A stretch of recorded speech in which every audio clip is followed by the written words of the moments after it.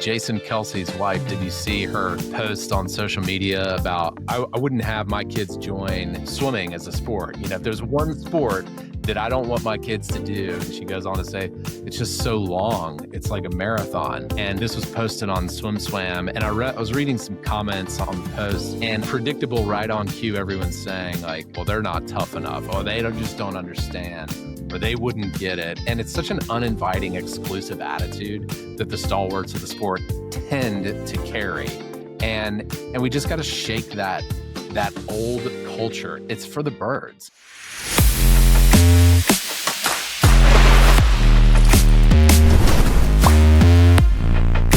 What is up, everyone? You are listening to The Swimmingly Show. I'm Hayes Johnson. I'm Charlie Houchin. We're here to say the things out loud that no one else in the swimming world is going to. How about that? Yes, and we've been through just about every level of the sport, from summer league swimming to NCAAs, all the way to the Olympic Games. And today, we work with over 1,000 swim teams to make swim meets more fun and more simple, all by using the device in your pocket. Parents, swimmers, coaches, enthusiasts, if you're passionate about the sport of swimming, you're in the right place. This is for you. Man, Charlie, there's been a lot of discussion in the swimming world, a lot of controversy, a lot of things that are sparking good conversation, a lot of things around summer swimming, actually. And I think we can both agree that we believe that summer swimming, rec swimming, might be the sport's last hope, period. It's probably the most important entry point we have, and it's been ignored, I'd say, for far too long. So today, we're going to dive a little bit into that. We're going to talk about why summer swimming matters, what's broken, and things that might need to change. You know, it's where everyone falls in love with the sport, summer swimming, that is. If we don't protect that, we're going to lose it. But we have this great pipeline, as Hayes said, this great entryway, this great gate into the sport. And while everyone tends to be focused on USA Swimming and the higher levels of the sport, summer swimming, your neighborhood pool, it might surprise you, is where it's at. That's where it all starts. We've both probably collected a lot of good statistics over the years, and I think there are some overwhelming ones. I mean, a big one that, USA Swimming shared with us, just in swimming, about 70% of swimmers drop out of the sport by the time they turn 13, which is crazy. Think about that. 70% of kids are leaving the sport by the time they turn 13 years old. And, we know that youth sports, kids will learn it. They'll experience it for a season. It might not be for them. We understand that. But here's the thing. Nearly 35% of swimmers drop out of the sport every single year. And if you know anything about USA Swimming numbers, they've been very stagnant for the last 20 years, right at about 400,000. It's a little bit less right now. And so if those numbers are going to be the same every year, what that means is you have this massive influx of young little kids trying out the sport and then leaving. And so you have them there in summer swimming, you have them there trying it the first year of USA Swimming, but 35% of the kids are leaving every single year. So they're being replaced by the next wave, and then that wave is falling out. Hayes, what does that mean to you? I think there's a lot of things that obviously need to change in the sport, which we'll get into today. But first, I want to go back a little bit to your experience, Charlie. Take us back. Take us back to the glory days of summer swimming. Let's talk about it a little bit. What did summer swimming mean to you as a kid?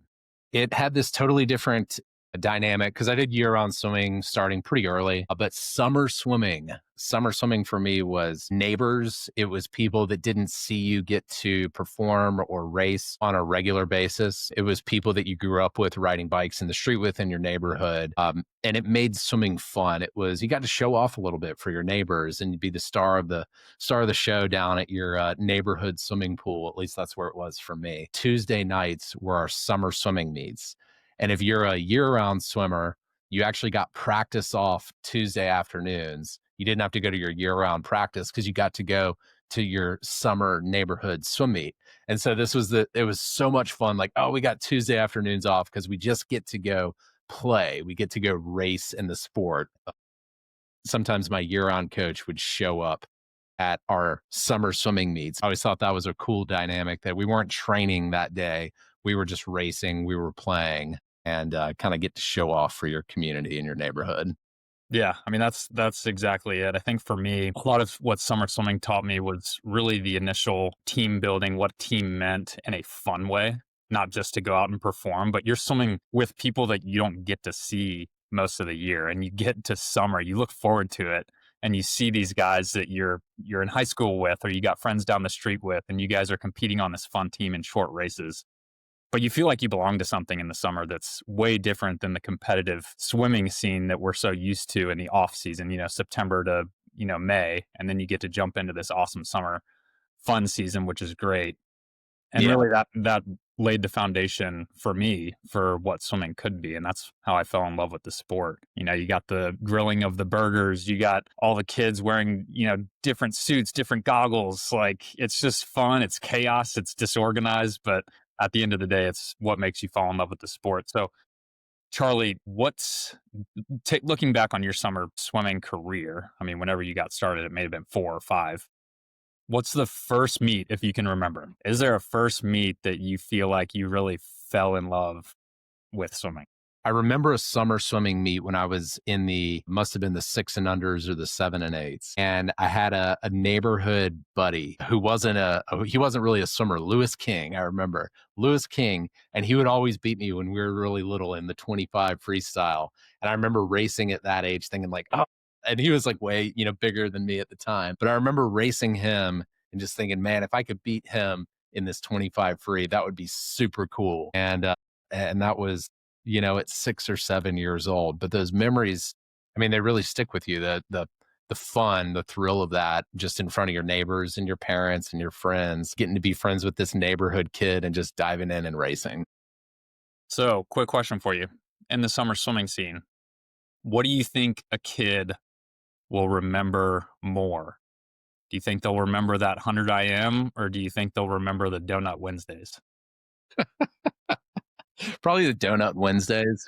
On our pool deck at our summer swim pool, I was psyched after every race, and I mean every race, I would get out and get some nachos. And not just these aren't like quality nachos that you get now at these trendy places. This is like the styrofoam container with the tortilla chips from the bag and the stadium nacho cheese that like pumps out of the giant thing. And you get your nachos at the end of your race. But it wasn't pixie sticks for me, it was nachos. I loved it. Oh, that's awesome. All right. So, I think we both agreed summer swimming is where love for the sport starts. Why do you think it isn't a bigger focus at the national level? Well, because people haven't built the right business model for it. I think coaches have, in the upper echelons of the sport, or coach owned programs, people that make their livelihood in the sport, people that we care about. They built a model around practice. They built a model around the number of times you come to the pool and I train you is the value I provide. And therefore, that's what you and your family need to pay me. And because it's gravitated towards training, the sport has become a overly training focused sport, and that has drifted down to the very youngest of ages, the earliest ages. And that's why when people that are new to the sport walk in and they say, hey, we enjoyed summer swimming, but we're going to give this year-round team a try. They walk in and it's 4 times a week and their kid is 6, or it's 4 times a week and their kid is 8 years old, and they're intimidated. And it's not a nice little 6-lane, 25-yard outdoor pool anymore. It's a giant natatorium, or it's a location TBD on the schedule because the year-round program has 6 satellite locations across the county, and you don't even know where you're going to go until coach announces it that day. And so it's become a overly training oriented model for the entire sport. And that training model has been pushed down to the youngest of swimmers. And, there's stalwarts that enjoy that, but most, 80 or 90% of kids that want to try the sport are going to be turned off by that, and rightly so. We've been working with summer leagues now for 12 years? Pretty wild. Yeah, hard to believe. Yeah. And so, with our experience in the summer league world, what do you think the big blockers are? What is holding summer swimming back right now? What do you think? Yeah, I think summer swim teams, leagues, communities don't get the support. They're homegrown, absolutely homegrown. They're volunteer based. No one's getting paid for this. If you are, you're the exception, not the rule. I promise you. And they just don't get the support that they, I think, deserve based on the population size that summer swimming is, and the fact that it's the foundation and the launching off point for the entire sport. So swimming is popular at the summer swimming level in spite of the lack of resources and support that summer swim teams get from the industry above it, from the people that make their living in the sport. And so I think it just boils down to lack of support from the industry. I think it's fun to look back at all the leagues and teams that we've helped transition from this old school format. I mean, you've got the outdated software, you've got the timers with the clipboards and the stacks of paper, the heat sheets, all that stuff. And I think what we've learned, the hardest thing to help these teams get past is this entrenched leadership mindset. Like they're so entrenched in the old ways, and they think that running this format with the outdated systems, what they've done since, I don't know, the 80s, is the way to do it. And it's crazy that the innovation just hasn't been there. And fortunate enough, we get to do this together and help these teams transition. But you could probably agree with me, it's hard. Yeah, it's change is changey. That's what we've said for 12 years. Change is changey. And when you have a volunteer based universe, which is summer swimming, everything's manual. We ran it the same way we did, in the 1960s. And the reason I know that is we have a home video of my dad swimming a summer meet in the 1960s, stopwatch, paper, runners, like it's the same thing. And when you have the lack of support from, the whole sport, what you see is these volunteers take over and they become very entrenched in these processes. And that kind of universe tends to attract people that want to be overly involved. They like having the control over what's going on. And if it requires them, if we can't do this without Mrs. So-and-so, and we just wouldn't be able to start the meets without Mr. So-and-so, those are your telltale signs that you got these volunteers that kind of like everyone having to rely on them. And that comes from that outdated model, that homegrown manual process model where new families want to walk in and they want to help and they want it to be easy, but they're intimidated and it's confusing and they don't know how. And so oftentimes people that are new to the sport that want to pitch in just kind of throw up their hands and they're like, I don't get it. I don't get it, man. Yeah. So what happens when you have year-round officials or referees coming in to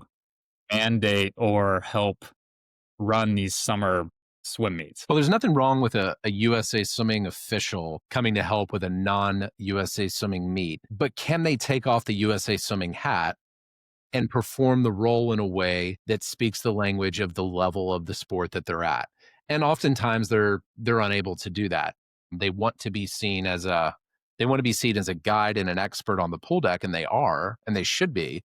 But you need to communicate and speak with people on their own terms. No one's impressed by the fact that you've been a USA Swimming official for 20 years. Speak to these people that are new to the sport in a way that's easy for them to understand. And oh my gosh, hey, it's just the lack of officials generally speaking now is an issue in and of itself. We've seen articles recently of swim meets at the USA Swimming level not being able to be run due to lack of officials. And so the officials thing is, sure, we'll just have an episode just on that one topic for sure. Do we want more swimmers or do we want more rules? And I think we can all agree that we probably want more swimmers. And every sport is probably with us in trying to grow participation, not shrink it, right? So summer swimming is the entry point for the sport. If rules become the focus, I think kids are going to start dropping out more and more.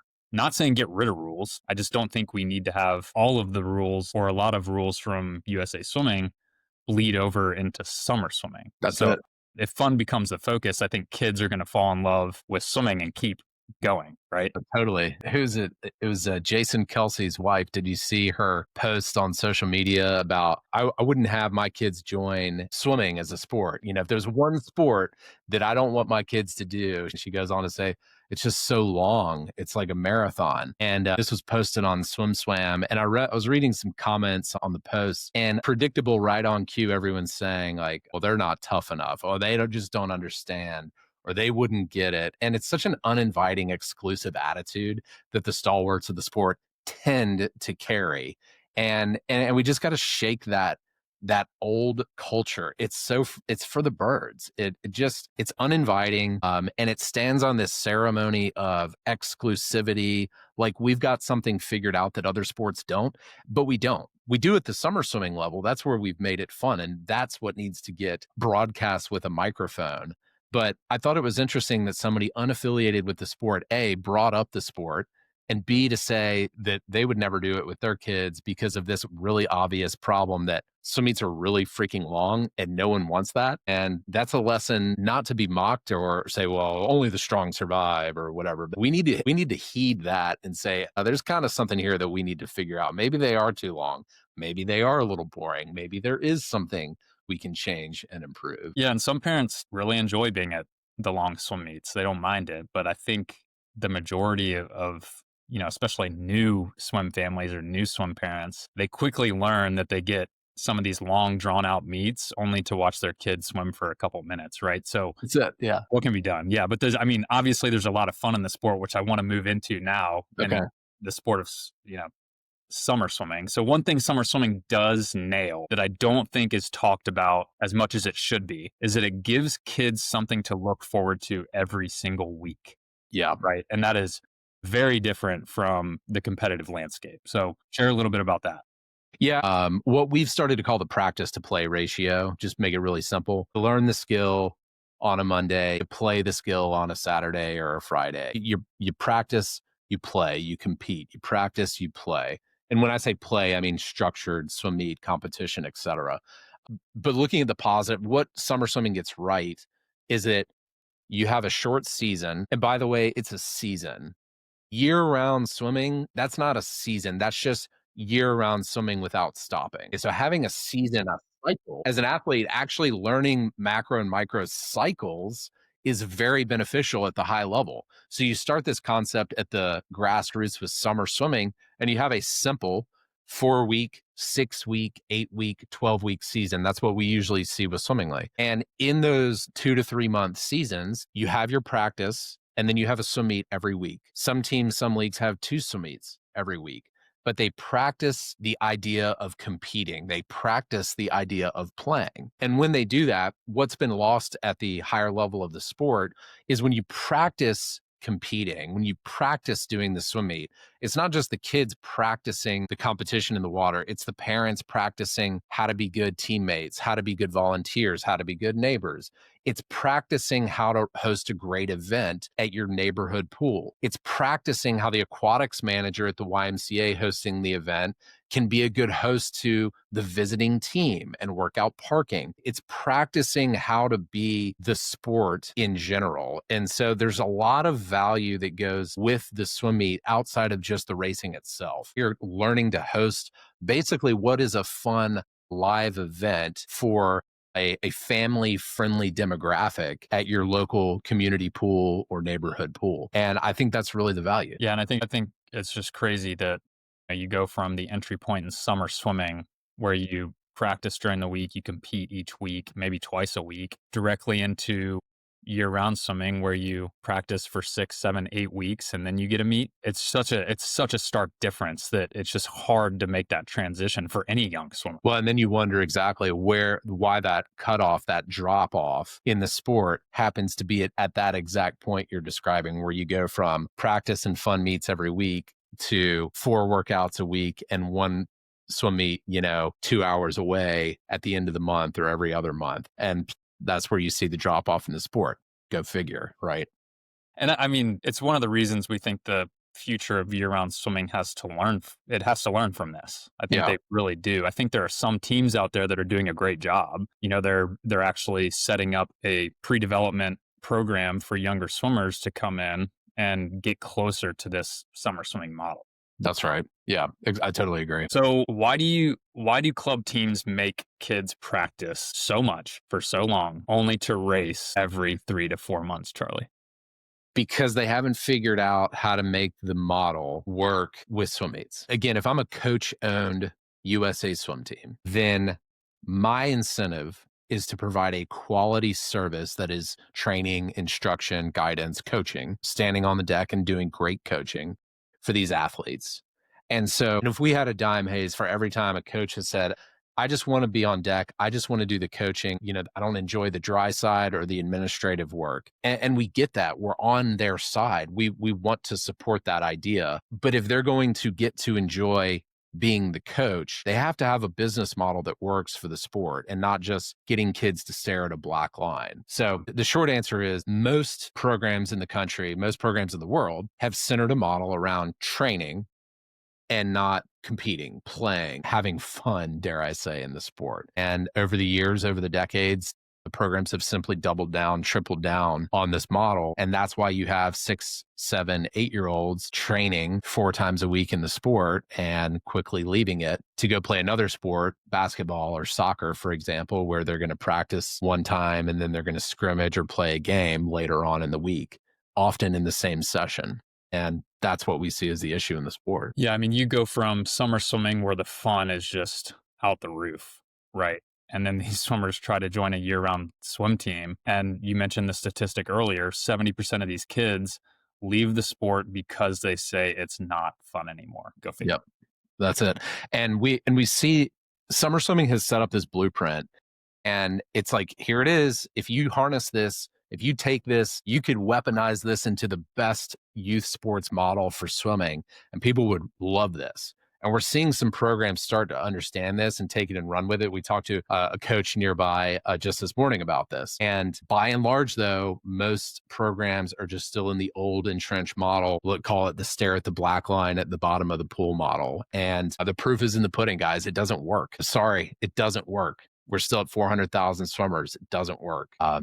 And that's and the blueprint is summer swimming, and it's there. It's ripe for the picking. It's saying, here I am, and you can create your business model for your program around that for age 6 to 12. You're still going to have your stalwarts and your high level training groups and your national kids, sectional kids, etc. But summer swimming's just there serving up the model. It's saying, here I am, and you just got to harness it. Yeah, and I think there's some good headway right now. I think USA Swimming has, adopted the Block Party initiative, which I think they've done a really good job, honestly. And what they're showing in this pilot program for Block Party is that weekly racing increases swimmer retention significantly, which obviously we believe, but it's great to see a program like that actually prove that, which has been exactly. for us.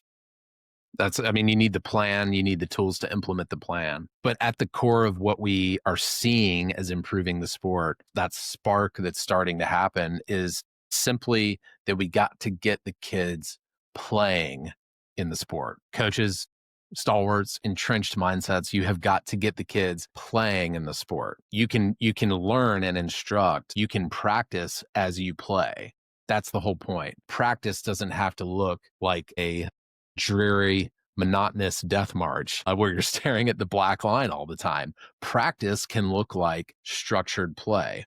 And you guys got to be more creative, and you got to figure this out because your numbers are not growing. So here's where we're landing. We like to keep this short. We like to hit a topic. We'll hit a new topic every single week. Summer swimming is one of the foundation blocks of the sport, hands down. And I don't think we grow without it. And I think it's messy, but there's a lot of magic there. And we do need to protect it. And we need to make sure we can help year-round teams get this model into their own hands, into their own program, and help grow participation on their teams. So don't overregulate it. Make it fun, compete, get out there, race more. It's what every other sport is doing. So if you're a league leader, if you're a coach, or a parent, simply ask yourself, is your summer program creating joy and making swimming feel easy and fun, easy to fall in love with, right? That's it.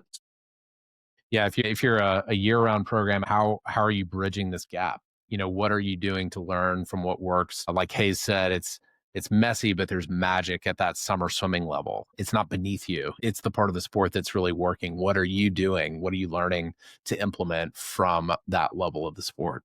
Yeah, and if you want to grow swimming, you start where the fun is. Simple as that. Summer swimming's not just this side hustle that you transition to and you might lose focus on from your swimmers. It's really not. Use it as a gateway. Use it as the bridge. That's right. Protecting summer swimming is protecting the future of the sport, literally based on the numbers, not our opinion. We have 35% drop off every year at the USA swimming level. Where's that coming from? It's coming from kids in summer swimming trying the sport. So in order to protect the sport, you've got to protect summer swimming. You've got to learn from summer swimming. Yeah, don't discourage it. Definitely encourage summer swimming for sure. So if you like this conversation, please share it. Send it to your league board, your coaches, your group chat, and let's raise the standard together. We want to help grow the sport.